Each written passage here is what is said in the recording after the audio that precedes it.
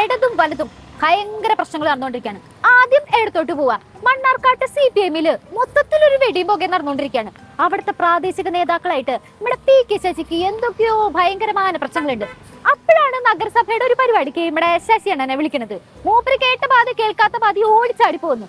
ആ പരിപാടിയില് പുള്ളിയുടെ പലങ്കൈ ആയത് ആരാ? PK കുഞ്ഞാലിക്കുട്ടിയും VK ശ്രീകണ്ഠനും.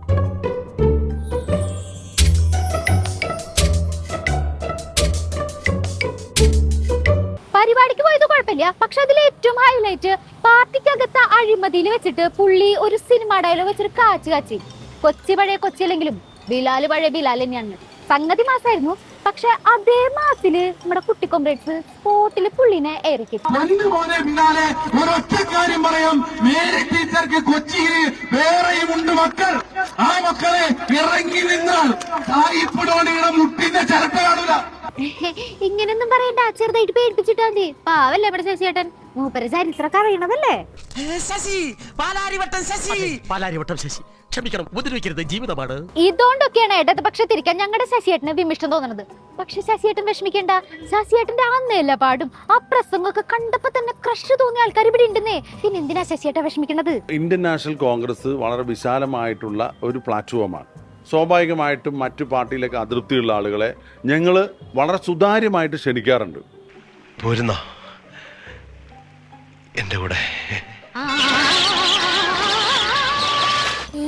ഒരവസരം കിട്ടാൻ കാത്തിരിക്കായിരുന്നല്ലേ. കണ്ണെപ്പോഴും അങ്ങോട്ട് തന്നെ കൊച്ചു കള്ളൻ. സ്വപ്നലോകത്തെ ബാലഭാസ്കറിന്റെ മാതിരിയാണ്. CPM-നെ അസസ് ചെയ്യാനൊന്നും ശ്രീകണ്ഠം വളർന്നിട്ടില്ല. മുതിർന്ന ഒരുപാട് നേതാക്കന്മാർ അസംതൃപ്തരാണ്. കമ്മ്യൂണിസ്റ്റ് പാർട്ടിയുടെ നയവൈകല്യങ്ങൾക്ക് എതിരായിട്ടാണ് അവരുടെ നിലപാട്. അത് പോയിന്റ്. മുതിർന്ന നേതാക്കളൊക്കെ അസംതൃപ്തരാണെന്ന് അത് പറഞ്ഞപ്പോഴാണ് വേറൊരു കാര്യം ഓർമ്മ വന്നത്. TJ കുര്യൻ നിങ്ങളുടെ മുതിർന്ന നേതാവാണല്ലോ അല്ലെ? അദ്ദേഹത്തിന്റെ കഴിഞ്ഞ ദിവസത്തെ പ്രസംഗം കേട്ടിരുന്ന? യൂത്ത് കോൺഗ്രസ് ജില്ലാ പ്രസിഡന്റ് ഉണ്ട്. അദ്ദേഹത്തെ വല്ലപ്പോഴൊക്കെ TV-ലൊക്കെ കാണും. എന്തുകൊണ്ട് ഓരോ മണ്ഡലത്തിലും പോയി ചെറുപ്പക്കാരെ വിളിച്ചു കൂട്ടുന്നില്ല? യൂത്ത് കോൺഗ്രസ് TV-ൽ മാത്രമേ കാണാൻ കിട്ടുന്നുള്ളൂ. ഒറ്റൊരുത്തന്നെ നാട്ടിലിറങ്ങി പ്രവർത്തിക്കുന്നത് കാണാൻ പറ്റില്ല എന്നാണ് PJ കുര്യൻ പറഞ്ഞത്. അതും ഇക്കണ്ട നേതാക്കളെ വേദിയിലിരുത്തിക്കൊണ്ട് ഇക്കണ്ട മാധ്യമങ്ങളുടെ മുന്നിൽ വെച്ച്. So sad. ഇത് ഞങ്ങളുടെ യൂത്തന്മാരെ എങ്ങനെ സഹിക്കും? അല്ല, കുര്യൻ സാറ് ഒരു മുതിർന്ന നേതാവാണ്. അദ്ദേഹം സതുദ്ദേശത്തോടു കൂടി ഒരു ഉപദേശ രൂപേണ പറഞ്ഞതാണ്. അത് ആരെയും കുറ്റപ്പെടുത്തിയതല്ല.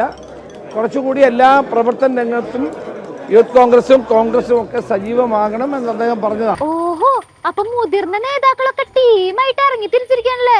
നിങ്ങൾക്കൊക്കെ ഞങ്ങളുടെ യൂത്തന്മാരുടെ എന്താണ് ഇത്ര കലിപ്പ്? അവര് പണിയൊന്നും എടുക്കാണ്ട് നൈസായിട്ട് അവിടെ എവിടെയെങ്കിലും ഒതുങ്ങി കൂടി ഇരുന്നോട്ടേന്ന്. ഈ ക്യാമ്പയിനുകൾക്ക് അപ്പുറത്ത് മാർക്സിസ്റ്റ് പാർട്ടി എന്തെല്ലാം എതിർപ്രചരണം ഉണ്ടെങ്കിലും അവരുടെ സംഘടന എത്ര ശക്തമാണ്. ഇന്നലെ SFIയുടെ സമരം നിങ്ങൾ കണ്ടില്ലേ? അഗ്ഗ്രസീവായ യൂത്തിനെ അവരുടെ കൂടെ നിർത്തുന്നു. യൂത്ത് കോൺഗ്രസിനെ വിമർശിച്ചതും പോരാ, SFIനെ കണ്ട് പഠിക്കാനും പറഞ്ഞിരിക്കുന്നു. ഇതിന്റെ അപ്പുറത്തേക്ക് ഞങ്ങളുടെ യൂത്തന്മാരെ എന്തുട്ടാ കേൾക്കേണ്ടത്? രാഹുലേട്ടാ, സ്റ്റേ സ്ട്രോങ് ട്ടാ. തളരരുത് രാമൻകുട്ടി, തളരരുത്. കലാകാരനല്ലാത്തവരെ സമൂഹം അംഗീകരിക്കില്ല. നീ സമാധാനിക്കും. ശരിയാണ്, കുടുംബ സംഗമങ്ങളിൽ ചെറുപ്പക്കാരുടെ എണ്ണം ഒന്ന് കുറഞ്ഞെന്ന് വരും.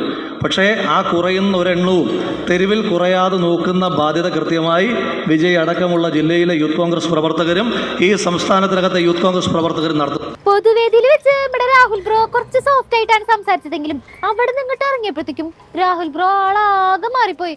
ഇപ്പൊ യൂത്ത് കോൺഗ്രസ്സുകാരെല്ലാരും PJ കുര്യനെ എയറിലിട്ട് തട്ടി കളിക്കുക. ഇത് ഇത്രയും ചാനലുകളുടെ മുന്നിൽ വെച്ച് പറയുന്നതിന് എങ്ങനെ സതുദ്ദേശമെന്ന് വിശ്വസിക്കാൻ തൽക്കാലം താല്പര്യമോ സൗകര്യമോ ഇല്ല. PJ കുര്യന്റെ പ്രസ്താവന അത്ര നല്ല സതുദ്ദേശത്തോടെ ഒന്നല്ല, അങ്ങനെ കരുതാൻ സൗകര്യമില്ല എന്ന് രാഹുൽ ബ്രോ തുറന്നടിച്ചിട്ടും ഇപ്പോഴും കുര്യൻ സാറിന്റെ നിലപാടിന് ഒരു മാറ്റമില്ല. യൂത്ത് കോൺഗ്രസിനെതിരായ അദ്ദേഹത്തിന്റെ വിമർശനം തുടർന്നുകൊണ്ടേയിരിക്കുകയാണ്. ഞാന് ആ യോഗത്തിൽ പറഞ്ഞത് സതുദ്ദേശപരമായ ഒരു നിർദ്ദേശമാണ്. ഒരു തരത്തിലും എന്നെ ജീവിക്കാൻ സമ്മതിക്കില്ലെന്ന് ഉറപ്പിച്ച് തീരുമാനിച്ചിറങ്ങിയിരിക്കുകയാണല്ലേ? ഉപദേശം ഞങ്ങളുടെ യൂത്ത് കോൺഗ്രസ്സുകാർക്ക് തീരെ പിടിക്കില്ല കേട്ടോ. അതിപ്പോ എത്ര മുതിർന്ന നേതാവായാലും ഉപദേശം അതിങ്ങോട്ട് വേണ്ട സാർ എന്നുള്ള നിലപാടിലാണ് നമ്മുടെ യൂത്തന്മാര്. അപ്പൊ ഒരു സൈഡിൽ PK ശശിയും ഒരു സൈഡിൽ PJ കുര്യനും എയറിലേറി ഇങ്ങനെ രസിക്കാണ്. ഇതിന്റെയൊക്കെ ക്ലൈമാക്സ് എന്താവുന്ന് നമുക്ക് കാത്തിരുന്ന് കാണാം.